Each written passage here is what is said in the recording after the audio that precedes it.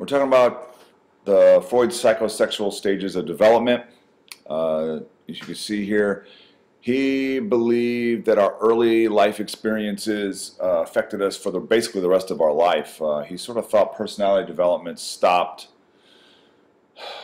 very early on, somewhere around probably 7, 8 years old. Okay.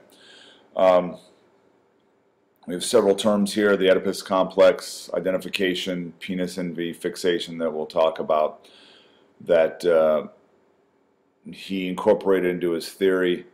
I don't want to jump ahead, just there's some definitions. All right.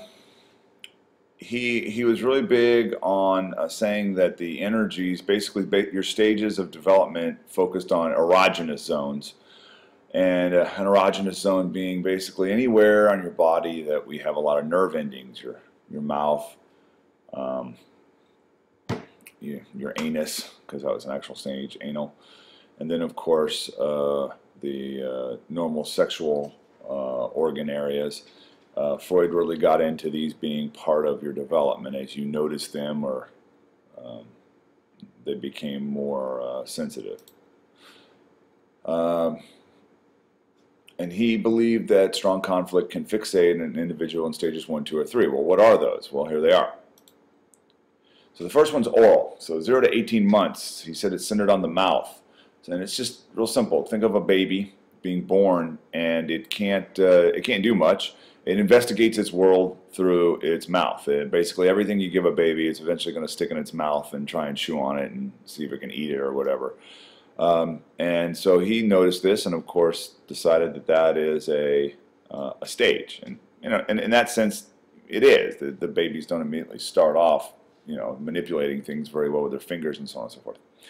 Then you move into the 18 to 36 month age bracket, and this is called the anal stage by Freud, and he says you focus on bowel and bladder eliminations. This is sort of the potty training stages where parents go through the process of trying to get their kids out of diapers, where they can just go to the bathroom whenever they feel like it, or to move them towards a toilet. Usually it's a smaller toilet for the kid, but move them to, hey, don't go to the bathroom just whenever you want. When you feel that urge, hold it for a minute and get to the right place to go to the bathroom.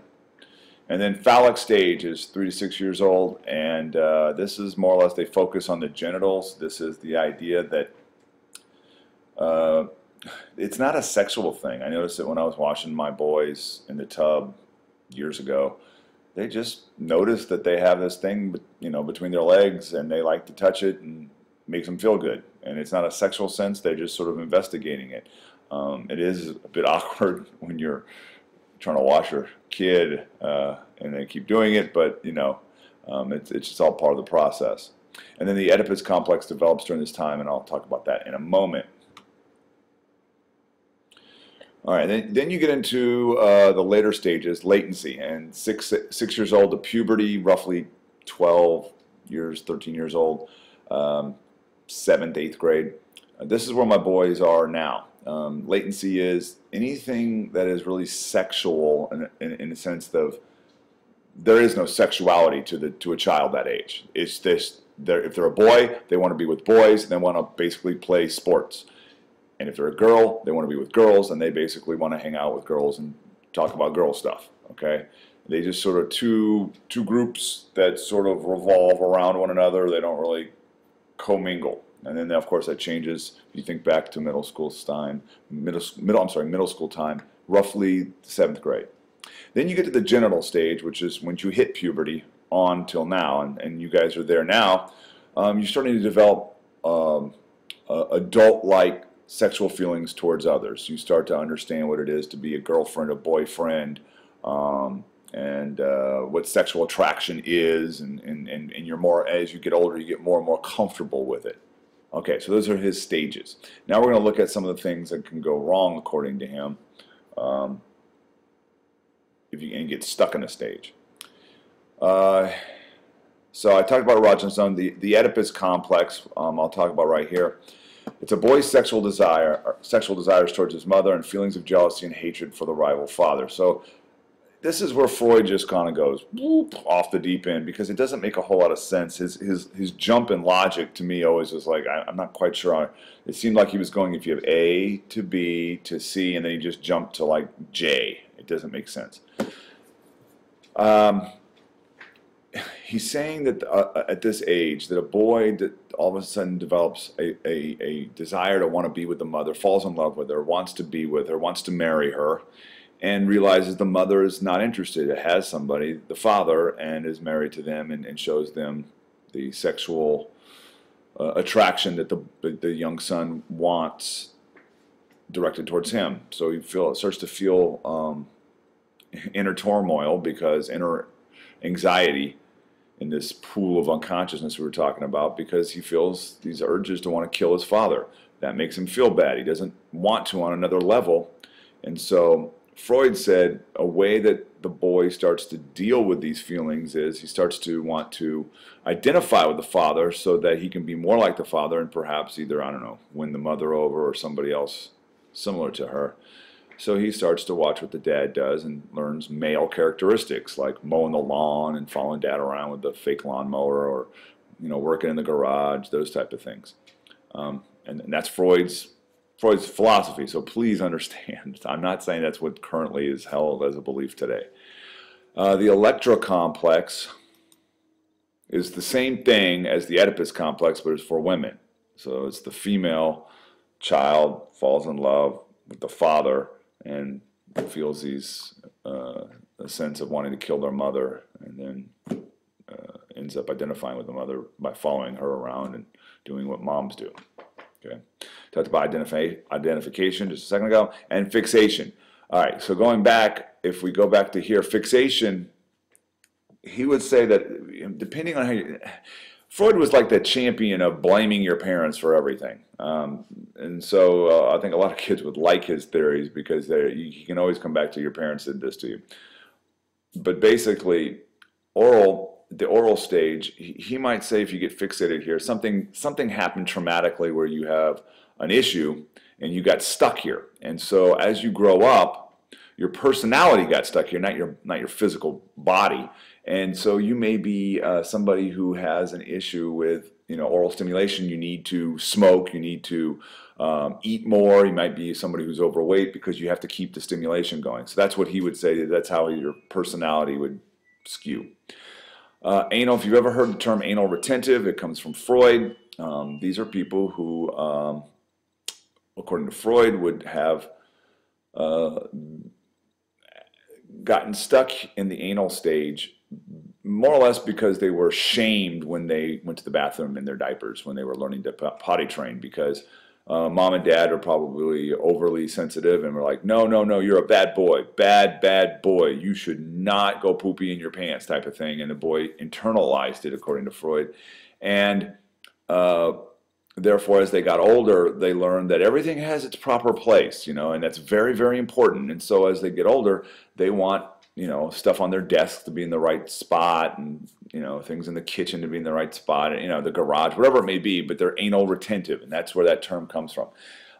As opposed to anal expulsive, these people can be much sloppier. I'm probably leaning more towards the anal expulsive side of Freud's personality description. Okay, if you ever looked at my desk, you can probably see that. And then phallic, if you have issues here where maybe your parents shame you in touching yourself, he says you could end up with sexual identity issues, or having a problem with relating sexually to other people. Those type of things can go on in the phallic stage. So again, this is really off the deep end and not really accepted today. It's fun to talk about, but not really something you got to think of as that's how we think of personality today. All right, so I did that. Now we're on ego defense. So now we're going to get into all the things that go on. He had an idea. This is something that's kind of hung around. It's not a bad way to look at how we subconsciously sort of defend our ego when something's threatening us, and that energy inside of us is threatened and we don't like the feeling. Okay, His basic ego defense was repression. We take stuff and we push it down inside of us, this energy, and we just say, we're not going to deal with it right now. Okay?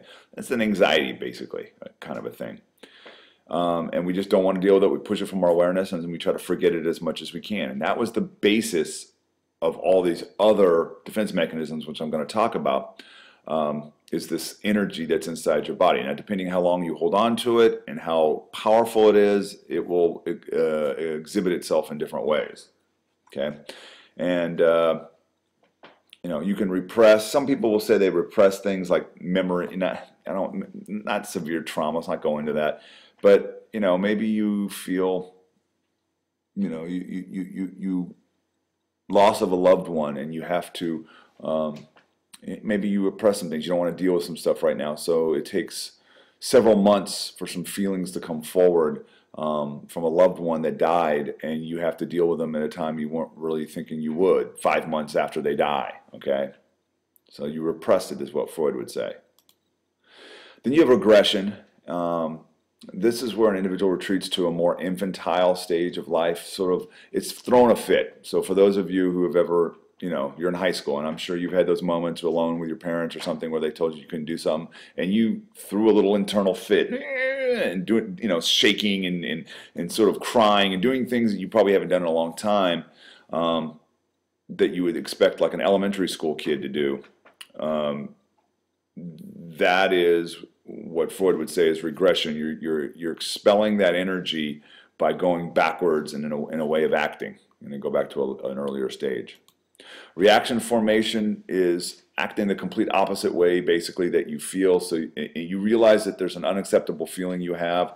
The example I always use is when you're in a social circle and you know, there's many people in a social circle, and maybe you don't really particularly like somebody in the social circle, but you know that you really can't say that. It's going to upset your friendships. And so you go out of your way, and this is all unconscious now, to really overdo showing everybody how much you like the person that you really dislike. And so it comes across as, wow, you really like them, or maybe you're not a good actor, and so you're kind of fake with it. So that's reaction formation.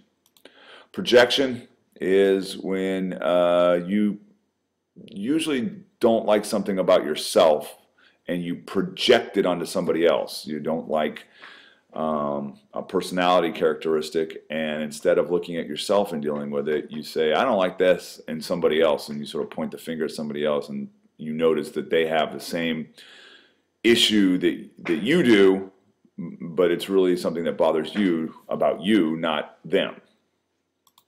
Rationalizing is simply making excuses. It's when you don't do something you should have done. I always say it's very difficult for a lot of people to look into a mirror and say, I screwed up, I should have done this, I messed up, okay? It takes a long time for some people to get to that point and be able to handle those type of moments in life, and you know, sort of pick themselves up and move on. Others come up with all kinds of reasons. I didn't pass that class because the teacher didn't like me.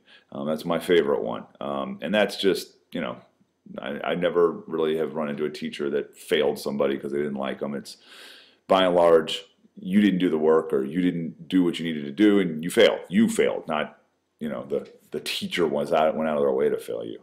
Okay. Displacement is when you have a frustration and an energy that you repress, and instead of taking it out in somewhere that would be a possible, not dangerous, but, you know, yelling back at your parents. No, you know definitely that when you get into an argument with your parents, you have so far you can go, and if you really lay into them, I mean, you could end up in trouble, get, you know, grounded, you know, whatever your parents, however they discipline you. And so you just bite your lip, and, you know, you go to school, and then as soon as your friends walk up to you, you just unload on them for no reason. You just blast them, blah, you know, and then they're sort of looking at you like, what got into you?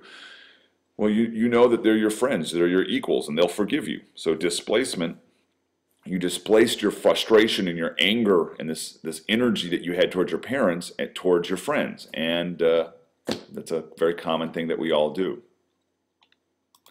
And then sublimation is really a good defense mechanism. It's where you take this energy you have that is being repressed, and you get rid of it through a positive, socially approved activity like working out, going for a run. I don't know why I always use the example of chopping wood if you're in a place where you need to, get your own firewood, but lots of wood chopping, you could see you would expend a lot of energy, things like that. And I think this is where I want to stop for this one, so I'll see you on the next video.